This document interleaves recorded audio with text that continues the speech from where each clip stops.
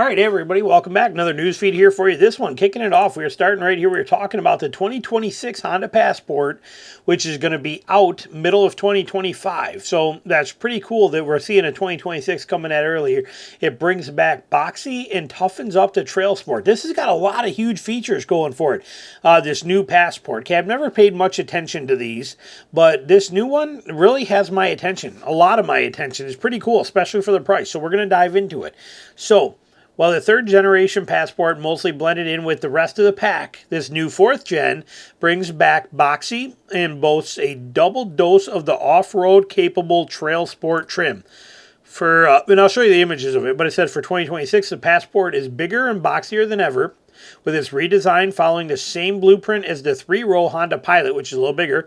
Both SUVs share the same platform now. Honda says it makes the Passport notably stiffer than before. Its lateral rigidity is increased by 72% up front, and the rear torsional rigidity is up 50%. Its wheelbase has also been stretched to 2.9 inches longer to 113.8, matching the Pilot.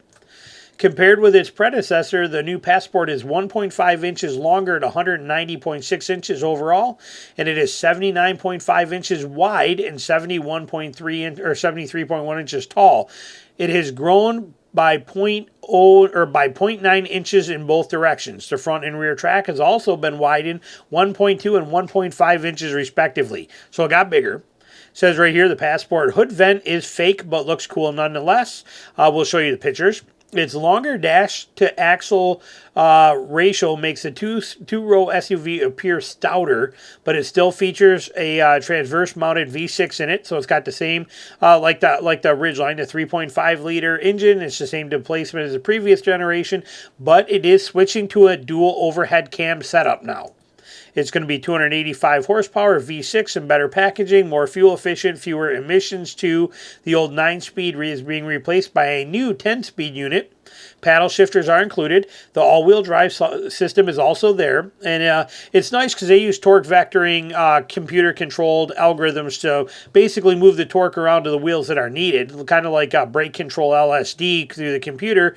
And it says here, including 100% to either wheel. Okay, the system can route the majority of torque to the rear axle, including 100% to either wheel, which helps when one wheel has less traction than the other. All Passports now have standard hill descent control in it. It is a new suspension setup with stronger parts, including forged steel control arms, cast iron knuckles. The Passport steering column is stiffer, and the rack is quicker. Rack for the rack and pinion steering. The front brake rotors grow from 12.6 to 13.8 inches, and they get larger calipers. The brake resists heat better, and the pedal stroke is shorter to help stifle noise and vibration. It's also getting stuffed with a lot of sound deadening stuff.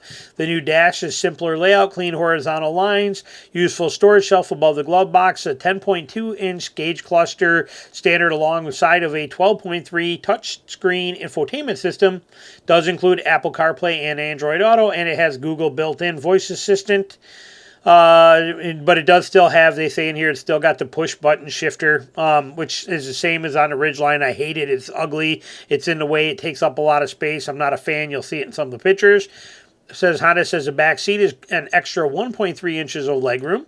Cargo space has grown by 3 inches, or by 3 cubic feet. The seats are folded down. The cargo area grows to 84 cubic feet, up from 78.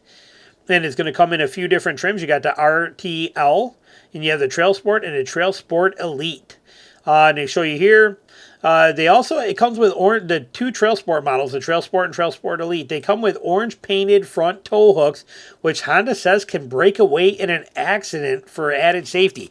I don't know how big of a fan I am of tow hooks that are designed to be breaking away, especially when you're using like snatch straps or kinetic ropes, things like that. That's kind of weird. I'm not really sure I'm a fan of breakaway tow hooks in the real world. May sound great on paper, and when the engineers do all their little testing with it, but when you take a redneck and hook them up to it with a kinetic rope, who knows what's going to happen there? And I use redneck honestly because I am a redneck. I live down here in South, and I see what people can do down here. So I'm pretty sure somebody could to probably find a way to rip off one of the breakaway tow hooks, and now you have a projectile just like a bullet that's traveling through the air at incredible speeds with deadly force. So I'm not sure I'm a fan of breakaway tow hooks. The General Grabber AT Sport all-terrain tires. They are a 31-inch tall tire, an inch over the previous Trail Sport models. They also jump up a bit to a 23-degree approach angle, 2 degrees more than before, and the tailpipes have been tucked up underneath the rear bumper to avoid getting crushed on departure angles. Very nice. Tows 5,000 pounds, and it features integrated recovery point in the back, too, in case the Passport needs to be towed out of trouble. And then all models have 8.3 inches of ground clearance. And then also the Trail Sport and Trail Sport Elite have steel skid plates. Very nicely done. The Trail Watch camera has 4 different angles to show the path of the front wheels, and it comes on automatically at speeds under 15 miles an hour. It's pretty sweet. 12-speaker Bose system. The best part, prices are in the mid-40s. Okay, let's look at the pictures of this thing. Here's the exterior of it real quick. We'll go through this. And here it is. Come on, give me. Why are you freezing up on me? Come on, give me something to roll here. Oh my God, it's locked me up completely. I am completely, man, this stuff upsets me. So we're back to here. Did I get back to that? Yes, I did. All right, let's try this again, see if it'll work. Okay, nope, apparently you can't see the photos. We're jammed up. So apparently we don't get to see any of these photos on here. It's completely locking me up for some stupid reason. So we're scratching the photo idea on this thing. Are we moving now? We're moving a little bit now. Okay. So here it is here. You can see those are those tow hooks right there that they talk about breakaway, but it looks almost very Nissan-like, doesn't it? Looks like an SUV of a Frontier. Kind of like you would expect an Xterra to look like, sort of, is what this thing looks like. So it's pretty sharp. I mean, look at that. It looks really good. I like it. I like it a whole lot. I'm very impressed with this. I'm not quite sure, but I would say I'm going to have to look at one of these. I got to go see one in person. I never paid attention to it. Honda hasn't made anything like that interests me in forever.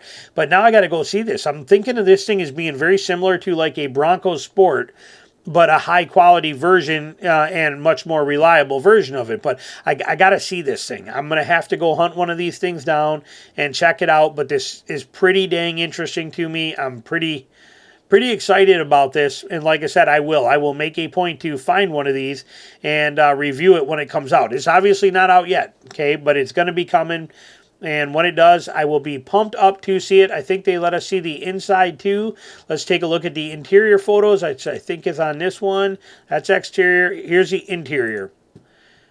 So, I mean, we got 6 months before it comes out. But when it does, I will definitely be all over it. So, look at that. It looks nice in here. I like it. I really like...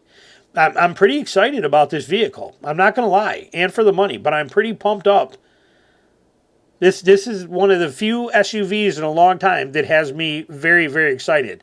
And honestly, people will laugh. But, I mean, something like this, I'd probably take over a Land Cruiser. You know, I don't know. I'm just saying. It's got the capabilities. It's got the stuff. It's got the things you need. It's got a lot. It costs a lot less money. It's got the functionality. We'll see. I have to see one in person to see. But so far, I'm very, very interested in this Passport, this 2026 Passport. Very interested in it. I will keep you posted on it. We will see what happens there. So anyway, we're going to go ahead and end this one here. And any questions you got, put them down in the comments below. Thanks for watching.